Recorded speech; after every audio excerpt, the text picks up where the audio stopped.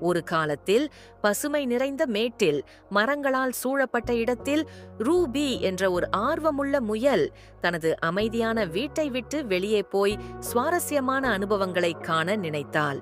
Ruby ஒரு தங்க இறகை கண்டாள். புத்திசாலி மூத்த ஆமை அவளிடம் சொன்னது, இந்த இறகு இருண்ட காட்டில் இருக்கும் மாய பீனிக்ஸுக்கு சொந்தம்.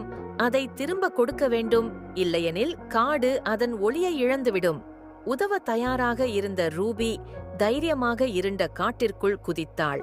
அங்கு பயமுறுத்தும் அமைதி மற்றும் மங்கலான பனியால் அவள் சூழப்பட்டாள்.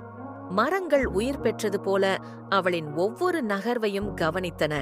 அச்சமயம் ஒரு சூழ்ச்சி மிக்க நரி தோன்றியது மற்றும் ரூபியின் வழியை மறித்தது. ரூபி தைரியமாக நின்று, நான் எந்த தீங்கையும் செய்ய விரும்பவில்லை, இந்த இறகை திரும்பக் கொடுத்து காடை காப்பாற்ற வேண்டும் என்றாள். அவளின் தைரியத்தை உணர்ந்த நரி அவளுக்கு வழிகாட்ட முடிவு செய்தது. அவர்கள் இருவரும் சேர்ந்து ஒளிரும் ஆறுகளை கடந்து கூர்மையான மேடுகளை கடந்து சென்றார்கள்.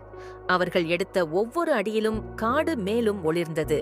அவர்கள் ஒளிரும் மரத்தின் சிகரத்தை அடைந்தார்கள். அங்கு பீனிக்ஸின் கூடு பொன் ஒளியுடன் மின்னிக் கொண்டிருந்தது. ரூபி இறகை மெதுவாக கூடில் வைத்தாள். பீனிக்ஸ் பொன் ஒளியில் வெடித்துக்கொண்டு தோன்றியது.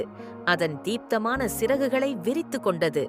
அது ரூபியின் தைரியத்திற்கும் கருணைக்கும் நன்றி கூறியது. இருண்ட காடு மந்திரமயமான ஒளியாலும் உயிர்களாலும் நிரம்பிய பிரகாசமான இடமாக மாறியது. ரூபி காடை காப்பாற்றினாள். ரூபி மீண்டும் மேட்டுக்கு திரும்பிய போது ஒரு நாயகியாக வரவேற்கப்பட்டாள்.